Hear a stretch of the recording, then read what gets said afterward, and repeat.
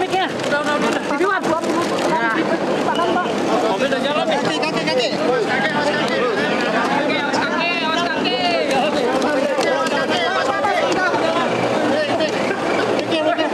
Jangan jatuh gitu, jangan. Jangan gitu.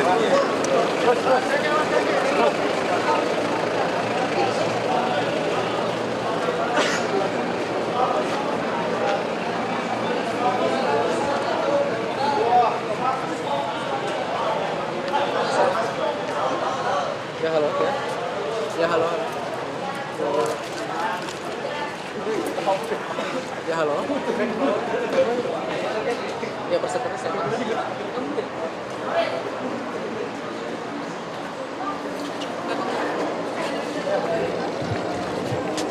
Sayangkan ya, terjadi penahanan terhadap klien saya di bulan puasa hampir terakhir begini.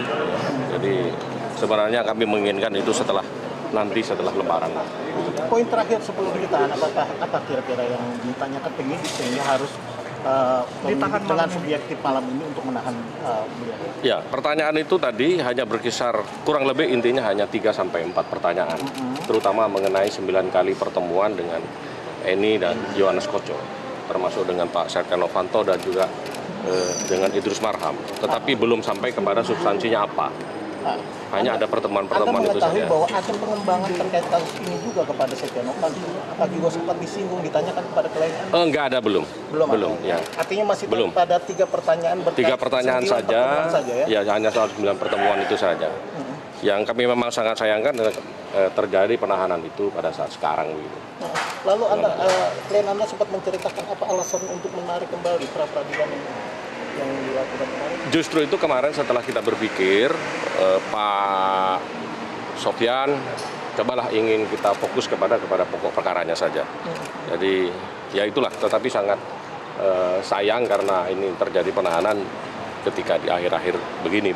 Artinya walaupun Anda menyesal itu, apakah Anda kembali akan mendorong klien Anda untuk mengajukan JC untuk membuka atau mengungkap aktor lain yang lebih besar dari klien Anda? Ya, untuk JC tentu kita mesti berdiskusi matang dengan Pak Sofyan ya. Jadi bagian-bagian mana kita juga belum tahu, belum sampai ke sana, Mas. Ya, ini kan bahwa ada keterlibatan tidak hanya sebatas Eni, bahkan Ketua Komisi 7 pun sendiri juga sempat membahas terkait proyek ini. Kira-kira apakah itu juga bagian dari materi? Itu belum tahu. Saya belum tahu. Ya, Pak Sofyan juga tidak pernah berbicara soal itu. Dan ini baru 3 pertanyaan, 4 pertanyaan yang menjadi inti. Begitu. Tapi dari semua alat bukti yang disajikan oleh penyidik apa sudah diakui semua, Pak? Oleh Pak? Enggak, alat bukti yang hanya diberikan tadi hanya mengenai APP, mengenai kontrak saja. Jadi tidak mengenai substansi kontraknya juga tidak. Tetapi penyidik menyodorkan barang bukti berupa kontrak itu. Dan ini apakah benar tanda tangannya Pak Sofyan, hanya begitu saja. Sudah diakui? Ya, memang benar tanda tangannya Pak Sofyan. Belum ke substansi yang lain. Oke, Pak. Ya. Terima kasih ya, teman-teman ya. Mohon doanya aja lah. Terima kasih, Pak. Hampir kena injek. Iya, Pak, nggak apa-apa.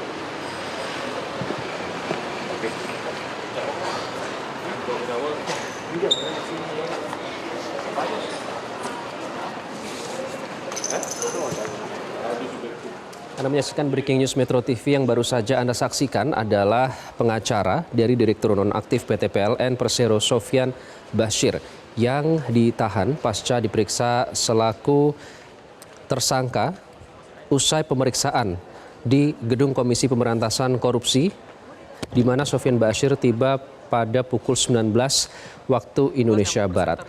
Sebelumnya, Sofyan Bashir juga sempat diperiksa oleh Kejaksaan Agung untuk kasus dugaan korupsi tender kapal pembangkit listrik asal Turki. Dan akhirnya tadi seperti yang kita lihat bahwa Sofyan mengenakan jaket berwarna oranye dan kemudian dibawa untuk ditahan.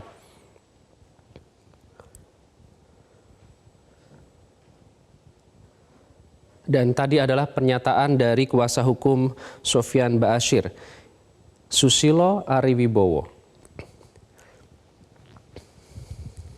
yang menyatakan bahwa ada beberapa pertanyaan yang diajukan.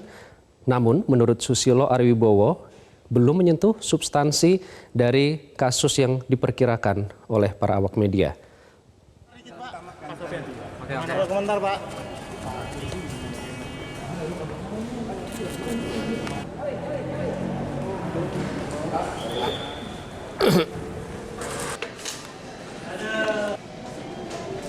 Dan ini adalah gambar kedatangan pada saat Sofyan Ba'asyir tiba di gedung KPK kurang lebih pada pukul 18.58 atau sekitar pukul 19 waktu Indonesia Barat, di mana Sofyan Ba'asyir diperiksa di gedung KPK pada kasus bagi-bagi fee terkait dengan proyek PLTU Riau I.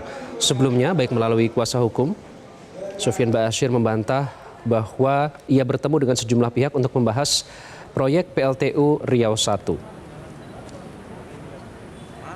Dan pada beberapa saat yang lalu juga dinyatakan oleh kuasa hukum dari Sofyan Ba'asyir bahwa tersangka kasus dugaan suap proyek PLTU Riau I, Sofyan Ba'asyir, membantah menerima janji fee dari pengusaha Yohanes B. Koco.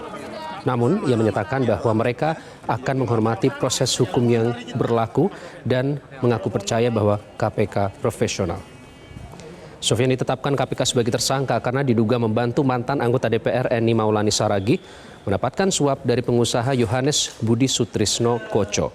KPK menduga Sofyan dijanjikan jatah yang sama dengan Eni dan Idrus Marham yang lebih dulu diproses dalam kasus ini. Sofyan diduga berperan aktif memerintahkan jajarannya agar kesepakatan dengan Koco terkait proyek PLTU Riau I segera direalisasikan.